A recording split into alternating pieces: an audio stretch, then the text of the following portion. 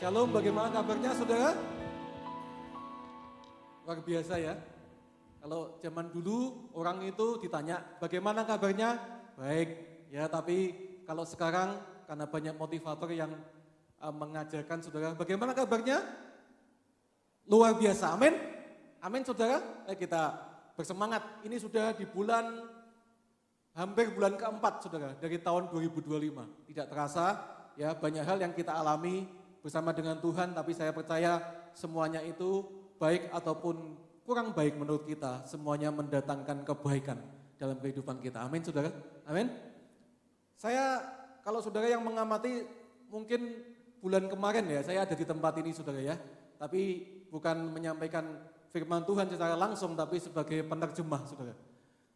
Saya berterima kasih buat kepercayaan yang diberikan, karena sebenarnya saya juga bukan penerjemah dan hanya dadakan aja saudara, saya tidak begitu bisa saudara bahasa Inggris, tapi saya berterima kasih karena saya mendapatkan berkat juga dari hambanya Bapak Pendeta James Dos saudara, yang menyampaikan firman di tempat ini, dan kita belajar bersama-sama. Kita pakai tema di bulan ini yaitu adalah tentang Roh Kudus saudara. Pagi ini saya mau menyampaikan firman Tuhan, satu tema yaitu tentang bagaimana kita ini hidup dipimpin oleh Roh Kudus. Bisa ditampilkan slide-nya? Baik, kita belajar saudara bagaimana kita ini bisa move in the spirit. Terjemahannya sebenarnya tidak sama saudara ya. Bergerak dalam roh saudara. Tapi saya ambil subtema yaitu kita belajar bagaimana hidup dipimpin oleh Roh Kudus. Karena saya percaya inilah yang menjadi kehendak Tuhan saudara. Inilah yang menjadi kerinduan Tuhan buat kita semua anak-anaknya. Mari kita buka ayatnya, next. Di Galatia 5 ayat yang ke-16 sampai 18 saudara. Nanti juga akan ada ayat yang lain, saya akan bacakan bagi Bapak Ibu Saudara. Galatia 5 ayat 16 sampai 18 saudara. Rasul Paulus menulis kepada jemaat di Galatia. Maksudku ialah, hiduplah oleh roh, maka kamu tidak akan menuruti keinginan daging. 17, sebab keinginan daging berlawanan dengan keinginan roh, dan keinginan roh berlawanan dengan keinginan daging, karena keduanya bertentangan. Sehingga kamu setiap kali tidak melakukan apa yang kamu kehendaki. Perhatikan ayat 18 saudara.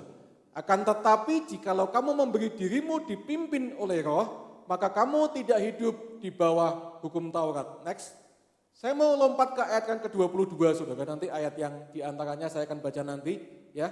Ayat yang ke-22 saudara. Tetapi buah roh ialah kasih, sukacita, damai sejahtera, kesabaran, kemurahan, kebaikan, kesetiaan, kelemah lembutan, penguasaan diri. Tidak ada hukum yang menentang hal-hal itu.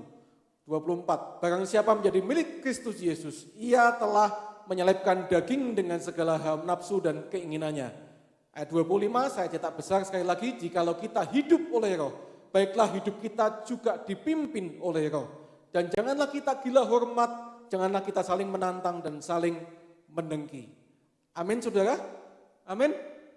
Mari kita belajar bersama-sama bagaimana kehidupan kita bukan hanya hidup oleh Roh Kudus, tapi kita juga belajar untuk dipimpin oleh Roh Kudus. Ini sesuatu yang lebih next level lagi saudara ya. Tapi sebelumnya next saya mau kita belajar lebih dulu ya, slide berikutnya bisa tampilkan, yaitu siapa itu Roh Kudus.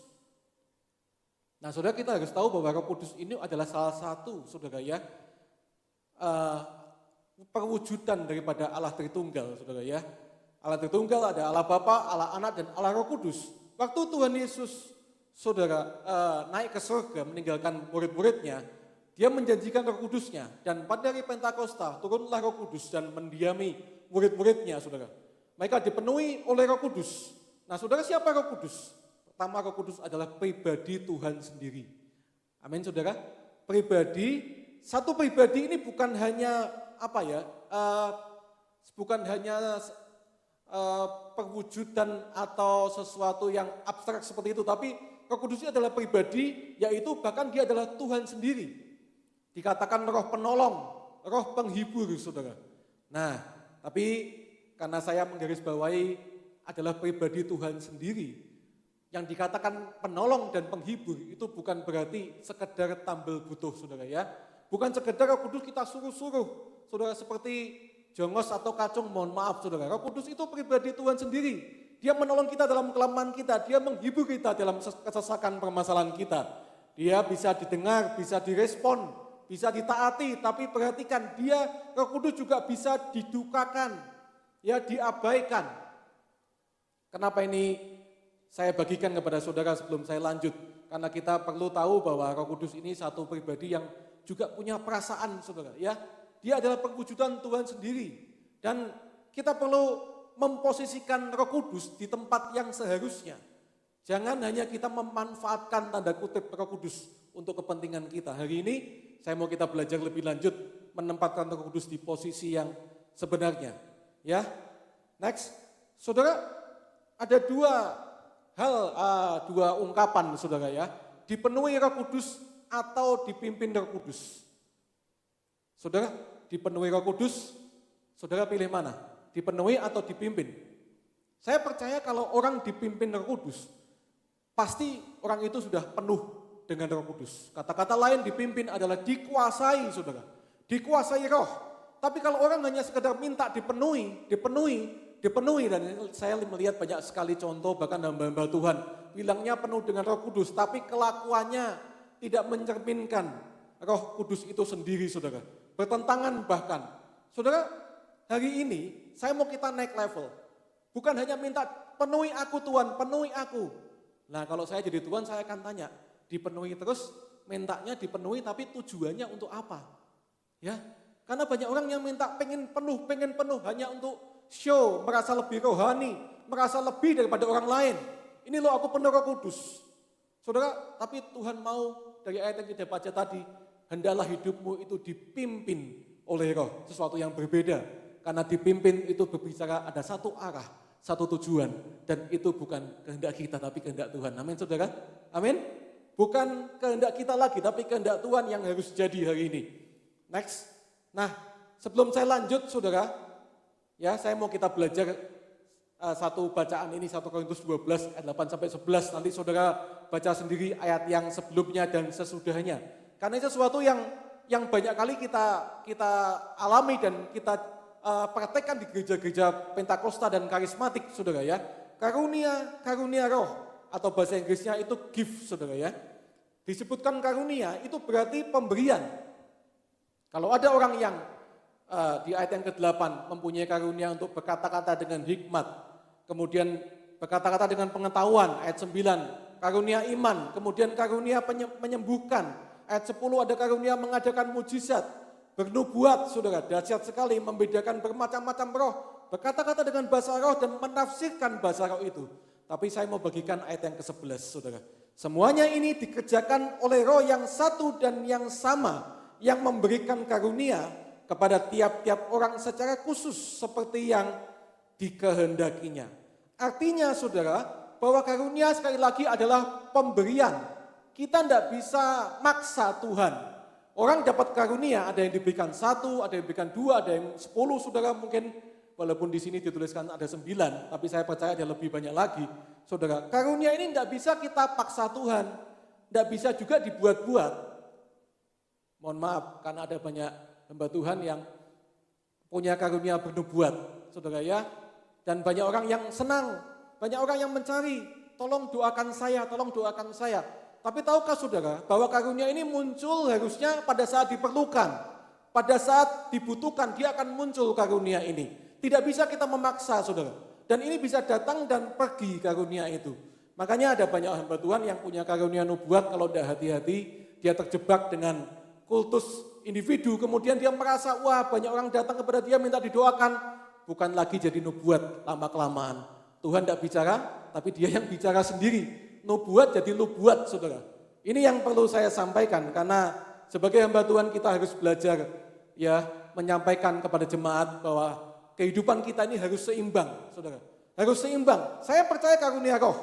Saya percaya kalau tidak ada karunia Roh Kudus di hidup saya tidak akan bisa menyampaikan firman Tuhan kepada saudara.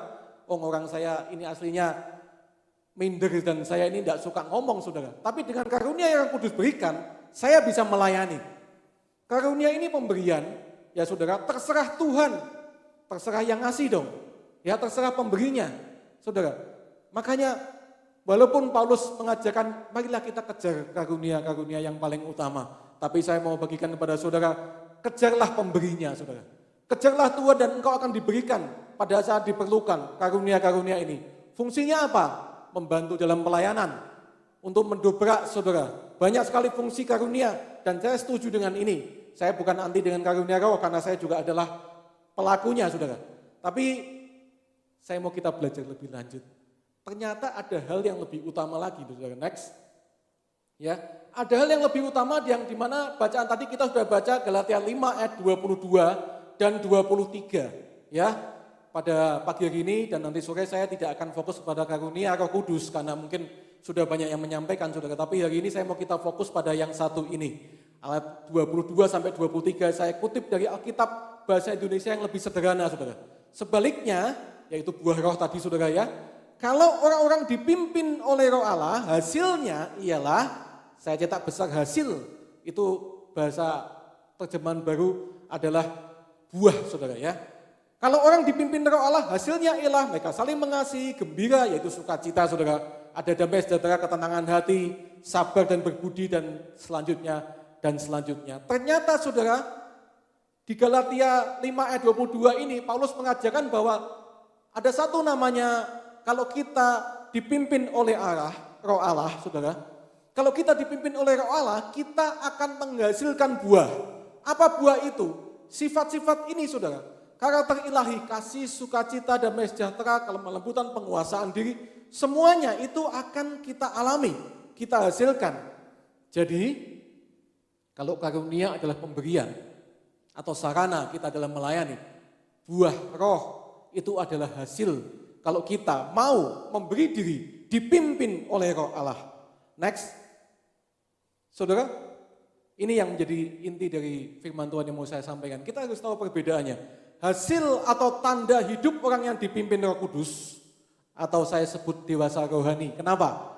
Karena buah roh itu adalah karakter Kristus sendiri. Semua yang ada di buah roh itu adalah karakter Kristus. Buah roh itu, saudara, adalah tanda atau hasil orang yang dipimpin Roh Kudus. Mohon maaf, bukan karunia tandanya. Ya, orang dipimpin Roh Kudus tandanya yang bisa kita lihat, kita rasakan bukan karunia. Karena karunia itu belum tentu orang dipimpin, saudara. Ya, nanti saya akan tunjukkan ayatnya, saudara. Ya, saudara kita harus belajar melangkah lebih jauh. Ada buah hasil karakter Kristus. Kalau kita mau hidup dipimpin oleh Roh Kudus. Buah roh, gambarnya di sini ada satu saja. Tidak ada 9. Memang tulisannya 9. Saudara, kasih, sukacita, damai sejahtera, saudara semuanya, kesabaran, lemah lembutan. Tapi itu sebenarnya satu buah, satu paket saja. Bahasa aslinya mengatakan seperti itu. Jadi kita tidak bisa bilang, Pak, saya udah punya buah roh, kesabaran Pak. Tapi saya tidak bisa menguasai diri. Tidak boleh saudara. Kalau punya hasil dipimpin Roh Allah yaitu buah roh, kita harus punya semuanya ini. Dimulai dari kasih yang paling utama. Kasih, sukacita, damai sejahtera, semuanya harus punya. Saya percaya kalau orang sabar, itu pasti karena dia punya kasih. Amin saudara. Orang bisa menguasai diri karena dia punya kasih Tuhan dalam hidupnya. Semuanya itu sebenarnya satu paket saudara. Tidak bisa kita hanya ambil 1-2 saja. Ini harus kita alami semuanya. Nah, lebih lanjut lagi saudara, bedanya buah roh dan karunia roh. Saudara, tadi karunia roh saya bagikan sebelumnya adalah sarana untuk kita melayani, membangun tubuh Kristus. Dan itu sifatnya sementara, ya.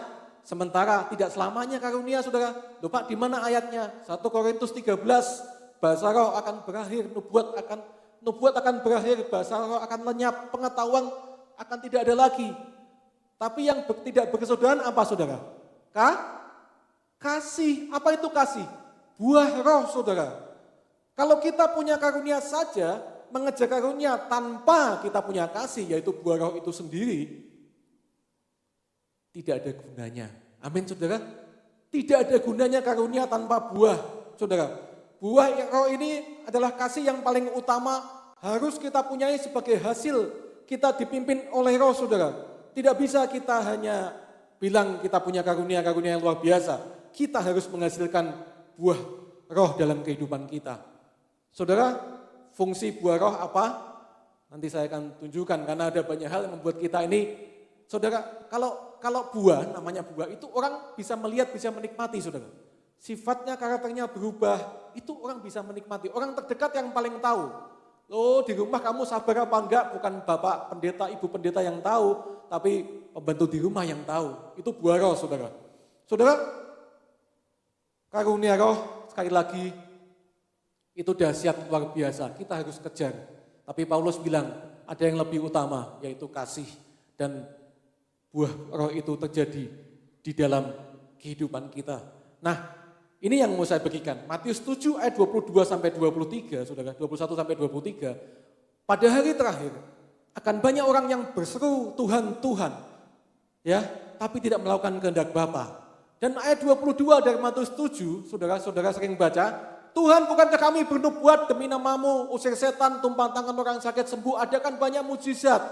Tapi apa kata Tuhan di ayat 23? Aku tidak mengenal kamu, hanyalah daripadaku kamu sekalian pembuat kejahatan. Saudara, ternyata orang kalau hanya karunia, firman Tuhan mengatakan pada hari terakhir banyak yang ngeklaim punya karunia. Tapi Tuhan bilang, aku tidak kenal tuh, aku tidak kenal kamu. Kenapa? Hidupnya tidak dipimpin oleh Roh Allah. Dia hanya semau gue, pembuat kejahatan. Hanyalah daripadaku pembuat kejahatan itu berarti dia melakukan kehendak sendiri, tidak dipimpin oleh Tuhan. Saudara, yang paling penting hari ini kita harus belajar dipimpin, saudara. Dipimpin oleh Tuhan. Nah, makanya ayat yang ke-20, saya tulis, saudara, ayat yang ke-20 coba bisa kembali ditampilkan. Ya, dari buahnya lah kamu akan mengenal mereka. Waktu itu Tuhan bilang apa tentang pengajar nabi palsu.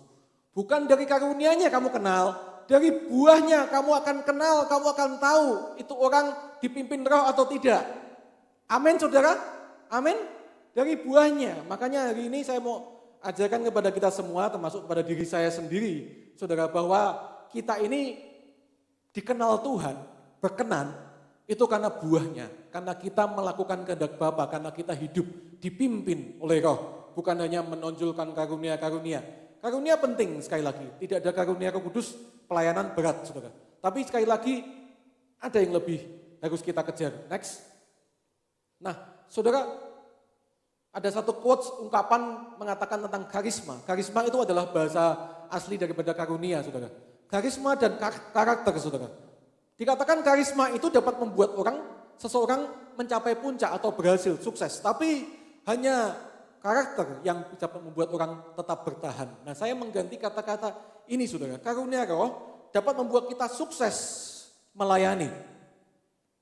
Dapat membuat kita berhasil dalam mengatasi semua kendala di pelayanan. Tetapi hanya saudara?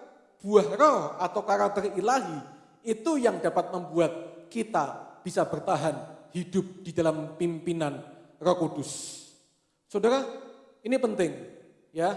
Ini penting. Orang Kristen harus seimbang, saudara ya. Harus seimbang supaya tidak jadi batu sandungan.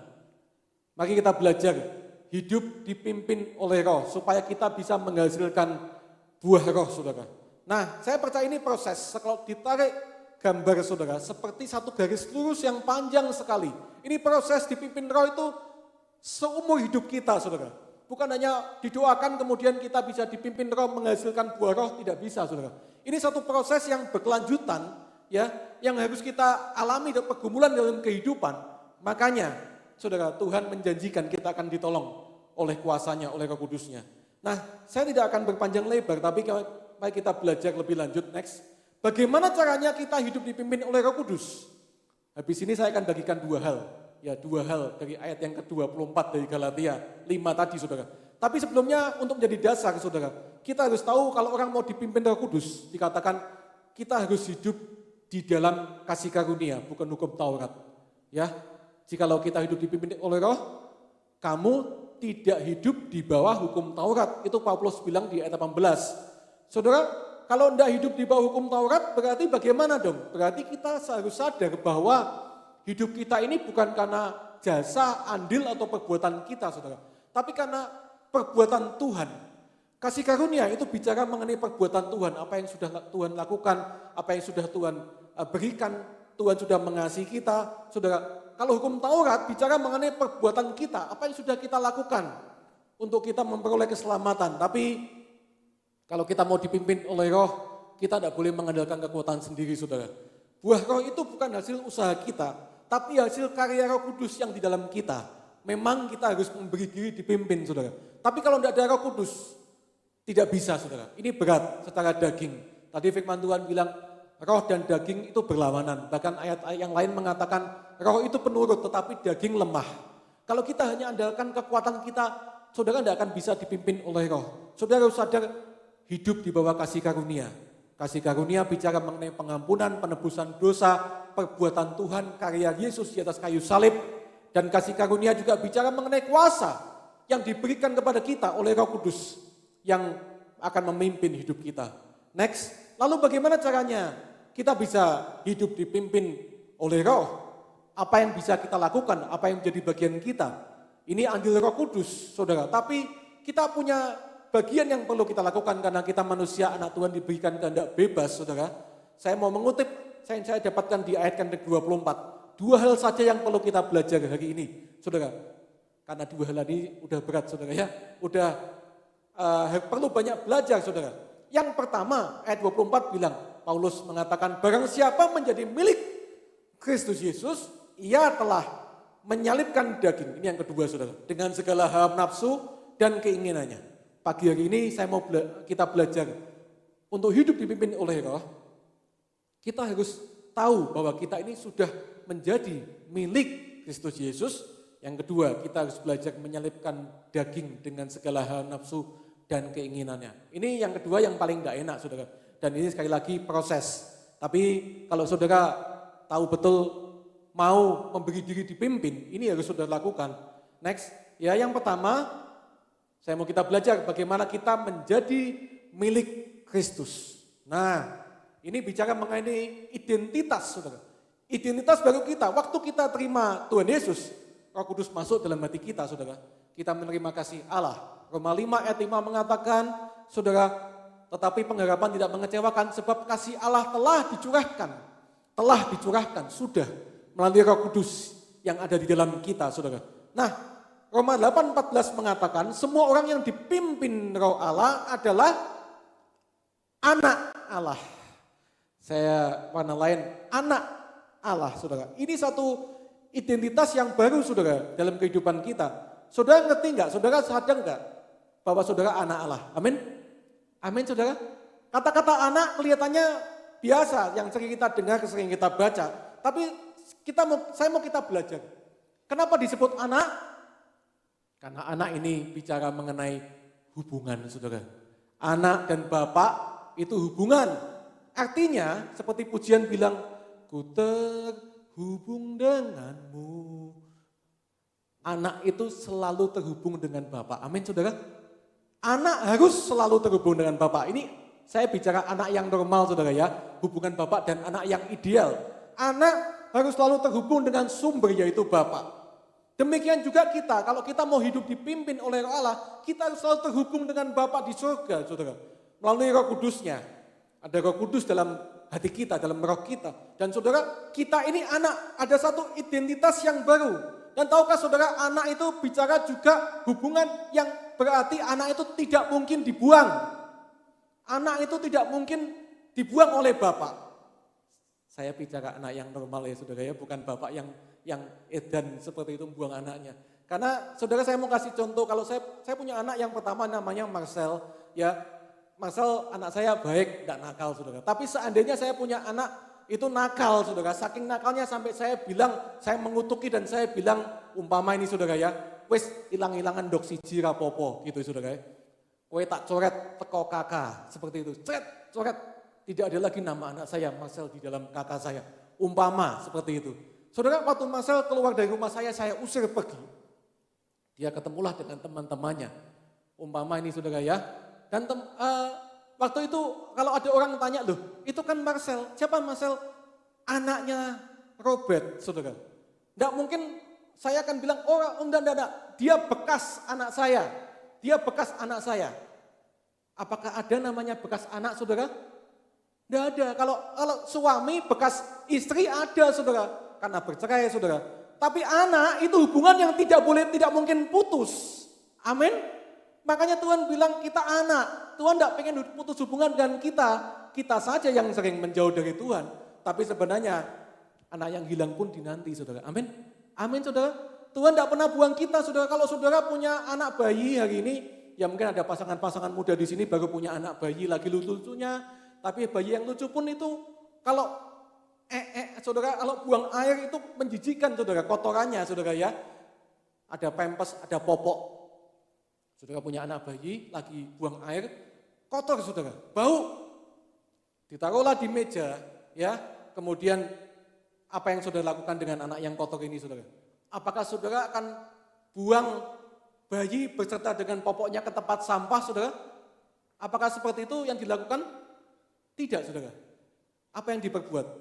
Popok dilepas, pampers dilepas, kotoran beserta kotorannya dibuang tempat sampah, anaknya diapain? Dibersihkan, dipeluk kembali, dikasih popok yang baru. Begitu juga Tuhan dengan kita. Kalau Tuhan bilang kita anak, saudara, Tuhan tidak pernah buang kita, saudara. Yang dibuang itu dosanya, kotorannya. Yang Tuhan tidak mau itu dosanya, saudara. Anaknya tetap akan dikasihi. Makanya saudara, sebagai orang Kristen kita harus punya satu dalam hidup kita harus tahu bahwa saudara ini dikasihi, saudara. Dikasihi oleh Tuhan. Dan orang dikasihi, barulah dia bisa dipimpin, saudara. Barulah dia akan bersedia untuk dipimpin, dan kemudian dia akan berbuah. Urutannya seperti ini, dikasihi dulu, tahu betul bahwa dia dikasihi, kemudian dipimpin, kemudian akan menghasilkan buah. Jangan dibalik, saudara ya. Jangan kita berusaha dengan kekuatan sendiri untuk menghasilkan buah roh, saudara. Dengan kebaikan kita, tidak bisa, saya pastikan tidak sanggup kita. Tapi kalau saudara tahu bahwa saudara dikasihi, saudara dipimpin oleh Roh Kudus dan saudara akan menghasilkan buah. Pusat dan tujuan hidup kita sekarang sebagai anak, yaitu adalah Bapa sebagai sumber hidup kita. Yaitu Yesus Kristus yang sudah memberikan teladan dalam kehidupan kita. Galatia 2:20 Paulus bilang, tetapi hidupku bukan aku lagi, tetapi Kristus yang hidup dalam aku. Dan hidup yang kuhidupi sekarang adalah hidup oleh iman, karena anak Allah yang sudah mengasihi aku dan menyerahkan hidupnya untuk aku. Paulus tahu betul bahwa dia dikasihi. Pertanyaan buat kita hari ini, apakah saudara sudah ikut Tuhan puluhan tahun? Tahu nggak soal saudara dikasihi? Kalau orang dikasihi, kalau ada masalah, tidak mungkin dia mengasihani diri. Tidak mungkin dia akan terpuruk pengen bunuh diri. Ya saudara, dikasihi ini penting. Ini identitas, anak tidak pernah dibuang. Ingat itu baik-baik. Saudara, Kisah Rasul 1 ayat 8 mengatakan, tetapi kamu akan menerima kuasa kalau Roh Kudus turun ke atas kamu. Kuasa untuk apa? Untuk menjadi saksi Kristus. Bukan untuk kepentingan kita, Roh Kudus diberikan kuasanya bukan untuk kepentingan kita, tapi untuk kepentingan Tuhan. Menjadi saksi Kristus. Pusatnya, tujuannya bukan lagi diri sendiri. Pusatnya, tujuannya adalah Tuhan dan kerajaannya. Next, sebelum saya masuk bagian yang kedua yang terakhir, saya mau kita belajar satu gambar ini, saudara. Ya, ada 3 hati, gambaran hati kita di sini. Yang pertama sebelah kiri, saudara, yaitu gambar hati yang hitam. Itu saudara bicara waktu kehidupan kita sebelum kita kenal Tuhan Yesus, sebelum kita punya Roh Kudus dalam kehidupan kita. Roh Kudusnya ada di luar, kita ada di dalam, bertahta di dalam hati kita dengan segala kemauan, kehendak kita sendiri, saudara. Tapi perhatikan, waktu kita terima Roh Kudus, terbanyak kita ada di posisi yang tengah, yaitu yang biru, saudara. Roh Kudus ada di dalam kehidupan kita, tapi posisinya ada di bawah, saudara. Di bawah kita, bukan di atas tahta. Dia tidak memerintah, dia tidak memimpin, saudara. Ini terbanyak kita sebagai orang Kristen ada di posisi ini. Harus kita akui. Kenapa saya bisa berani bilang seperti itu? Terlihat dari doa-doa kita, saudara. Tuhan berkati tokoku, berkati usahaku, berkati anakku, lindungi kucingku, lindungi apa, saudara. Semuanya, saudara. Bahkan saya pernah di Lasem ini, saudara ya, bukan di Blora ya, saudara ya. Disuruh mendoakan apa, saudara? Komputer, saudara. Bayangkan, komputernya rusak, disuruh doakan hamba Tuhan. Apa enggak keliru, saudara ya? Bilang begini, tolong doakan komputer saya supaya enggak rusak lagi. Saya bilang begini, Cik, lek ngono lah, tukang servis gak payu, saya bilang begitu, saudara. Nah, saudara, kalau bisa seperti itu ya saya mau, karena komputer saya ada banyak, saudara, di toko, dan kalau saya rusak didoakan bisa ya Ya gampang sekali, tapi saudara kita harus belajar. Siapa yang memimpin hidup kita hari ini? Kalau kita mau next level, ya hidup dipimpin Roh Kudus. Kita harus sampai di level yang ini saudara, yang paling kanan gambar oranye itu saudara. Di mana Roh Kudus di dalam hidup kita, tapi dia ada di tahta, memimpin, memerintah. Jadi bukan lagi kehendak atau rencana kita yang kita kerjakan, tapi kehendak Tuhan melalui Roh Kudusnya yang kita kerjakan. Caranya bagaimana Pak? Tanya Roh Kudus. Doanya ganti saudara. Apakah orang Kristen tidak boleh punya rencana? Harus saudara. Kita harus berencana. Kalau kita tidak punya rencana, bubar saudara. Orang karismatik sering bilang, udahlah mengalir aja. Mengalir, tidak boleh saudara. Hidup itu harus punya rencana karena Tuhan berikan otak untuk berpikir saudara. Ya saudara, tapi terkadang dalam kehidupan ini, Tuhan punya rencana yang beda saudara. Tuhan punya rencana yang lain. Kadang rencananya lebih dahsyat, lebih hebat daripada kita. Tapi terkadang kita merencanakan sesuatu yang besar, tapi Tuhan maunya yang kecil dulu. Nah, tugas kita adalah belajar peka dengan Roh Kudus, saudara. Saya percaya banyak di sini orang yang peka dengan suara Tuhan. Tapi peka saja tidak cukup, saudara. Mendengar harus diikuti dengan taat melakukan, yaitu dipimpin, saudara. Dipimpin berarti bukan lagi rencana kita yang terjadi, tapi rencana Tuhan. Ada banyak hal yang bisa saya bagikan sebagai contoh, tapi karena waktu saudara, ya ada banyak rencana-rencana dalam kehidupan saya yang tidak terjadi saudara. Karena apa? Karena saya belajar menyerahkan segala sesuatunya kepada Tuhan melalui Roh Kudusnya yang memimpin hidup saya.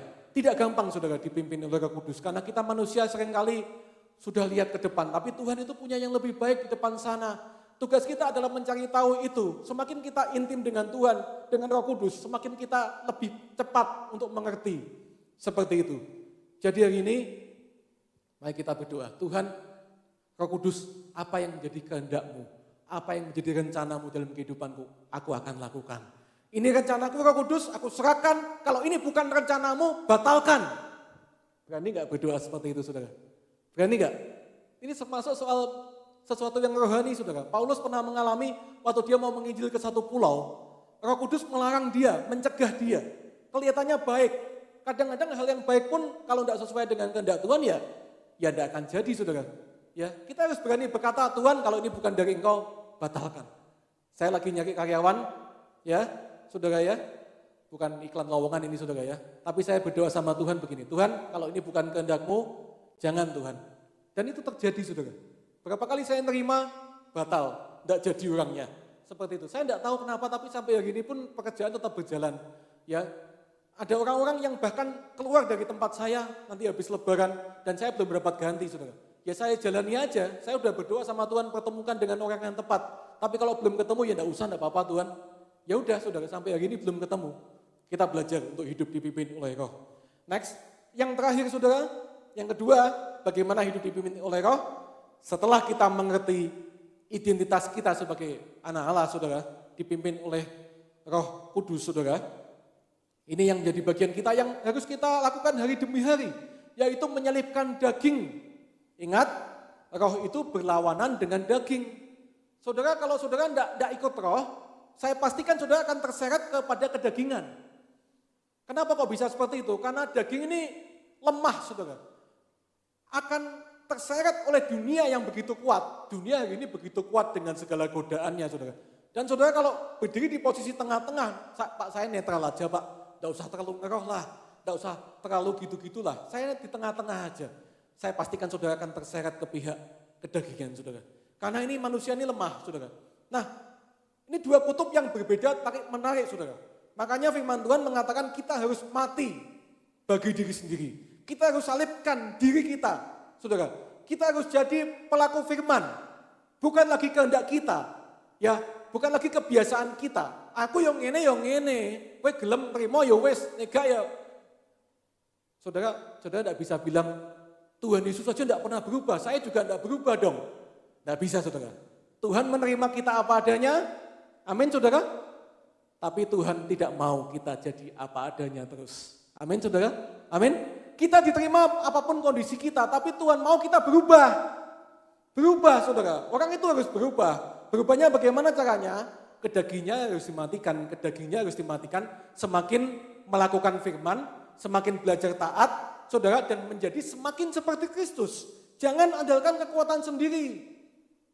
Pasti berat, tapi andalkan Roh Kudus. Kenapa Roh Kudus disebut Roh kebenaran?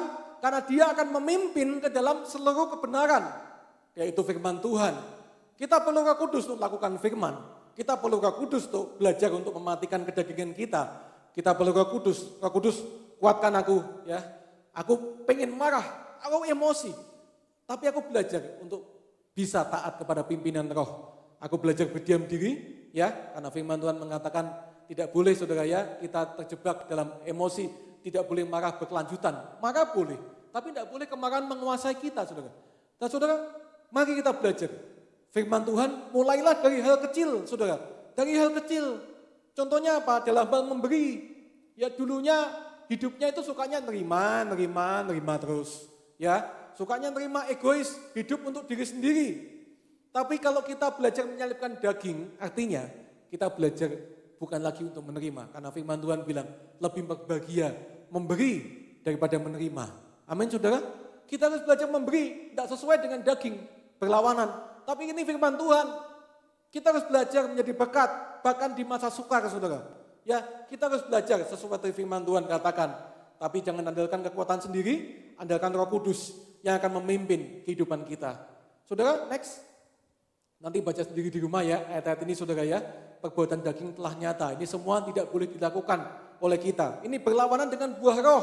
Ini berlawanan dengan pimpinan Roh Kudus. Ini semua harus kita tinggalkan, saudara.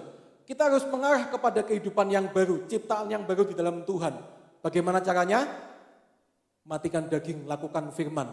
Nanti, saudara, pertobatan itu adalah bahasa aslinya, bertobat ya, saudara, ya. Bahasa aslinya perubahan pola pikir, mindset, sudut pandang, metanoia, saudara. Bertobat dimulai, pola pikir kita berubah, seperti pikiran Kristus, dikuasai oleh firman, oleh Roh Kudus. Kemudian, saudara, kalau pola pikir berubah, sikap, ucapan, perbuatan juga akan berubah. Kalau perbuatan berubah, sikap, ucapan berubah, kebiasaan akan berubah. Kalau kebiasaan berubah, nanti sifat atau karakter kita juga akan berubah. Perubahan karakter itu dimulai daripada perubahan pikiran. Ya, ini tidak bisa langsung, ini proses. Ini buah roh, saudara. Ini karakter, ini buah roh. Buah roh bicara mengenai proses. Kalau karunia itu mendadak bisa, saudara, dapat. Tapi juga bisa mendadak pergi. Tapi buah roh ini menetap, permanen sifatnya. Dan ini untuk menghasilkan butuh satu pola pikir dulu yang berubah, kemudian perbuatan, kebiasaan, dan kemudian karakter kita akan orang lihat, orang rasakan. Kamu kok sekarang lebih sabar ya? Kamu kok sekarang lebih murah hati ya? Kamu sekarang lebih mudah mengampuni ya? Itu hasil apa, saudara? Hasil dipimpin oleh roh.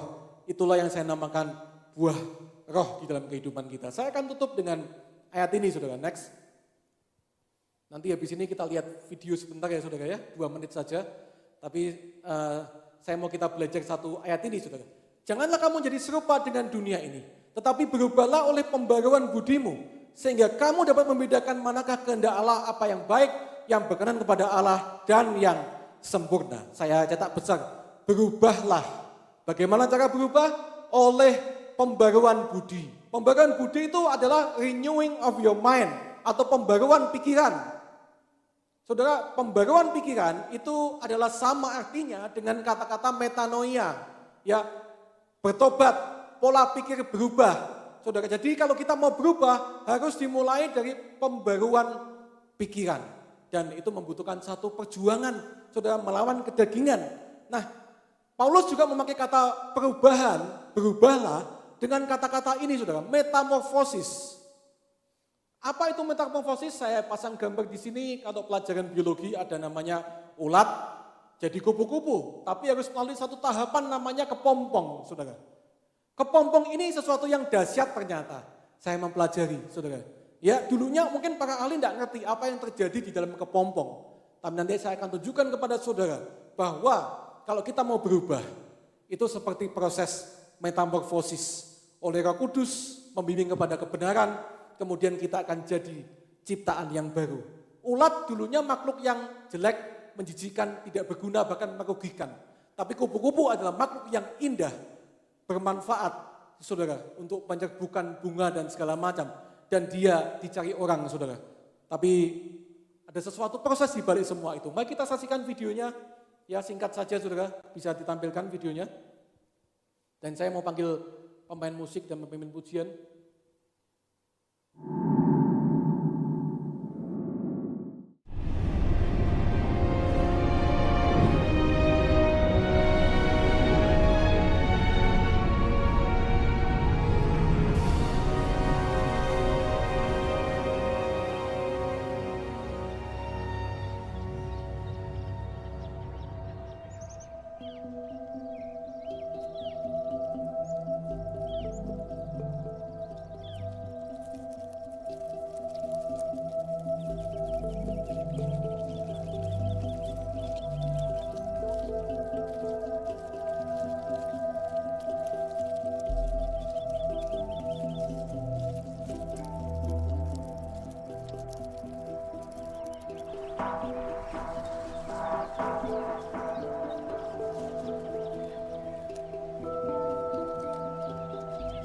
Mungkin jelek, merugikan bahkan saudara, dan semau gue saudara ya. Suka merugikan, makan seenaknya sendiri saudara. Dan ini dihindari orang kalau ulat ini saudara ya. Walaupun kelihatannya bagus, tapi menjijikkan. Tapi perhatikan proses ini saudara. Ini dahsyat sekali ya.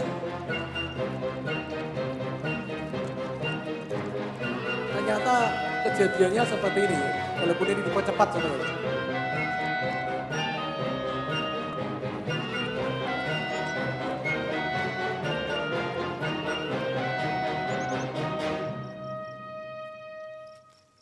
Setelah dia ada di dalam kepompong mengalami satu proses 10 sampai 12 hari, keluarlah satu makhluk yang indah, yang tidak lagi menunjukkan bentuk yang lama saudara. Betul-betul baru, dan dia adalah makhluk yang bermanfaat, yang dicari orang saudara. Bukan seperti makhluk yang lama tadi. Bisa kembali kepada slide-nya yang terakhir? Ya. Pertanyaannya adalah, ini melambangkan pertobatan kita saudara. Apa yang terjadi di dalam kepompong? Kalau di zaman dulu, ahli tidak bisa tahu, saudara. Karena ini membutuhkan satu alat yang canggih, yaitu CT scan, saudara ya. Waktu kepompong itu di CT scan secara live, selama 10-12 hari, saudara. Ternyata didapati, di dalam kepompong itu, saudara, ulat, dia itu ternyata menghancurkan dirinya sendiri. Dia ini benar-benar tubuhnya yang lama itu hancur, saudara. Sampai menjadi seperti cairan, hampir seperti cairan, saudara. Tapi yang menarik buat saya adalah waktu ulat itu menghancurkan dirinya, ada beberapa bagian ya organ yang tidak ikut hancur. Ternyata di tubuh ulat itu sudah ada semacam cetakan atau gambaran namanya imago, saudara. Di mana dia akan jadi satu makhluk yang baru namanya kupu-kupu. Nah, dia sudah punya gambaran bahwa nantinya saya akan hancurkan semuanya kecuali organ yang dibutuhkan untuk jadi kupu-kupu. Dan di tengah-tengah proses itu, kemudian dia memunculkan organ yang baru, yang seperti gambaran awal. Dan kemudian dia akan keluar sebagai makhluk seperti ciptaan, gambaran yang Tuhan sudah tentukan pada awalnya.